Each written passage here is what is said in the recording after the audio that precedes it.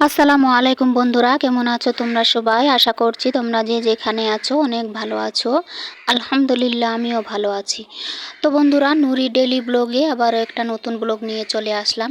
ভালো লাগলে একটা লাইক করো, আর তোমরা যারা আমার চ্যানেলে আজকে নতুন, চ্যানেলটা সাবস্ক্রাইব করে আমার পাশে থেকো। তো বন্ধুরা, এখন বাজে সকাল 8টা, আর এখন আমি ব্লগটা স্টার্ট করেছি। আর ওই যে তোমরা দেখলে কাপড় শুকোতে দিলাম, তো ওই কাপড়গুলো হচ্ছে কালকে ধুয়েছিলাম। তো কালকে আকাশ খুব একটা ভালো ছিল না, মেঘলা মেঘলা ছিল। তো ওই জন্য কাপড়গুলো ভালোভাবে শুকোয়নি, হালকা ভেজা আছে, ওই জন্য আজকে একটু আবার মেলে দিলাম। এখন হচ্ছে আমি দুপুরে রান্না বসাবো।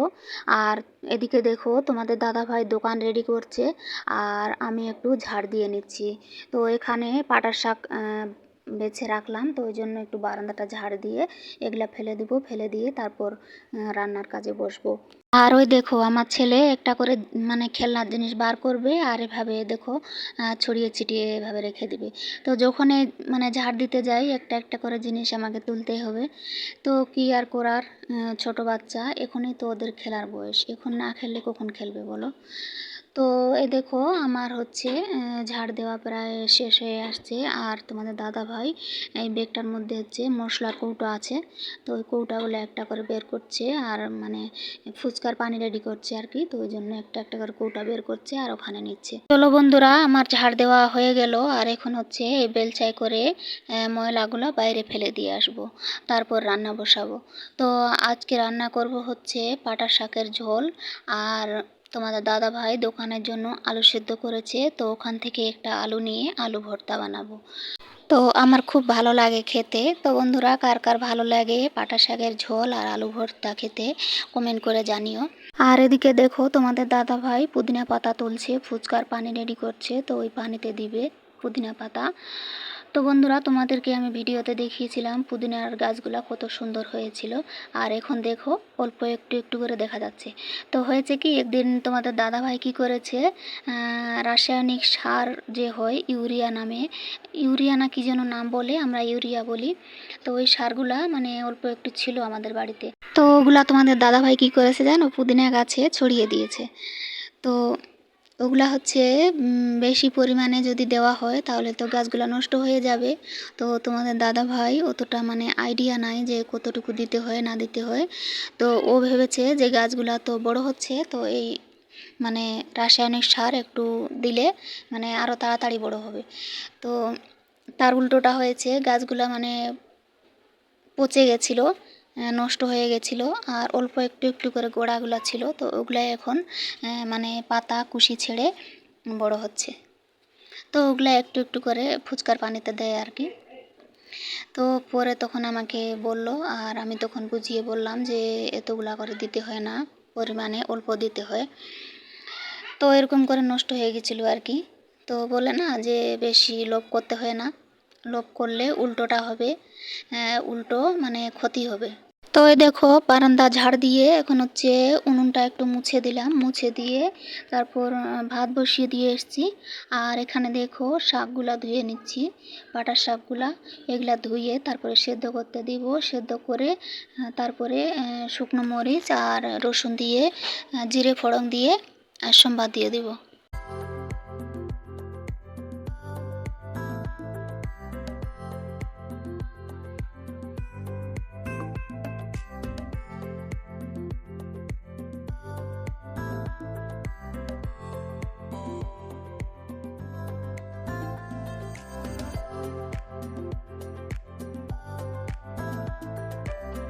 তো আমার রান্নাবাড়ি কমপ্লিট হয়ে গেছে। আর এ দেখো এখানে হচ্ছে ঘাস ফুলের গাছ তুলতে আসলাম। আর এই পাশে দেখো লাউ গাছটা দেওয়ালের উপরে উঠিয়ে দিয়েছি। তো এ দেখো এখান থেকে আমি কিছু ঘাস ফুলের মানে ডাল ভেঙে নিচ্ছি আর কি, অন্য একটা গামলায় বুনে রাখবো, সংগ্রহ করে রাখবো। তো তোমরা হয়তো ভাবতে পারো যে ঘাস ফুলের গাছ তো অনেকগুলা, তো এগুলা আবার অন্য মানে গামলায় বোনার কি আছে। তো ওরকম না, এখানে হচ্ছে প্রায় 4টা কালার আছে। তো তো গোলাপি কালারের যে ফুলগুলা দেখতে পাচ্ছ, বড় বড় ফুলগুলা, তো এগুলা হচ্ছে অনেকগুলা আছে। আর মানে 3টে কালার আছে, একটা হলুদ, একটা সাদা, আর দুটো হচ্ছে হালকা গোলাপি। তো এই ফুলগুলা হচ্ছে অল্প একটু একটু করে আছে, মানে দুটো মানে একটা দুটো করে গাছ আছে আর কি।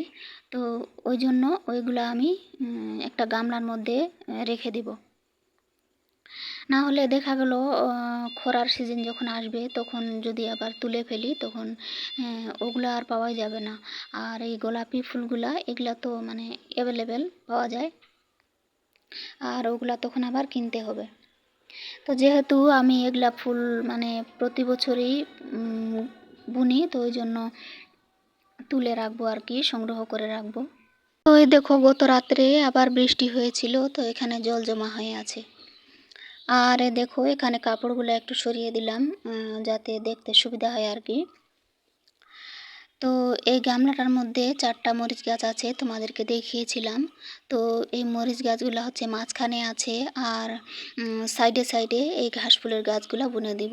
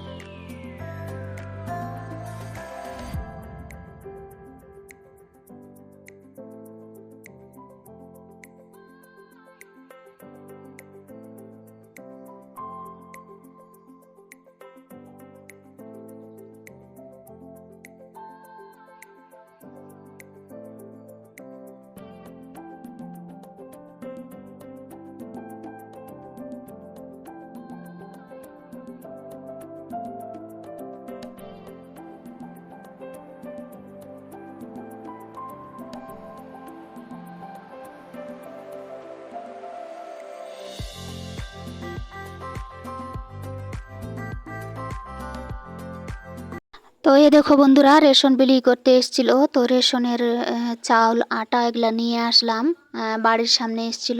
তো ওগুলো আমি এখন এই ডিব্বাগুলোর মধ্যে ঢেলে রাখবো। তো একটাতে আটা রেখেছি আর এটাতে হচ্ছে চালগুলো রাখবো। তো চলো চালগুলো আগে ঢেলে নিই।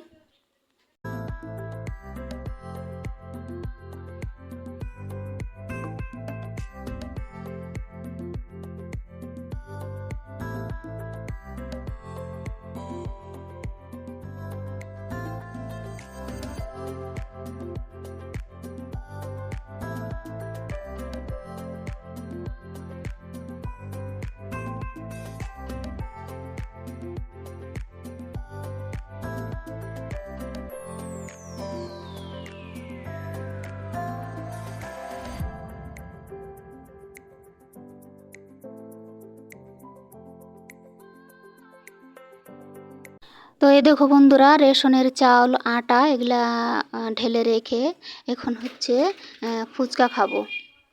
তো এখানে তোমাদের দাদা ভাইয়ের কাছ থেকে অল্প একটু ফুচকা নিয়ে রেখেছিলাম, তো ওগুলো এখন খাচ্ছি মা ছেলে মিলে। তো এই দেখো ফুচকা খেয়ে অল্প একটু রেস্ট করে চলে আসলাম ঘরে। তো এখন ঘরটা একটু গুছিয়ে নিব। তো চলো ঘরটা গুছিয়ে নিই।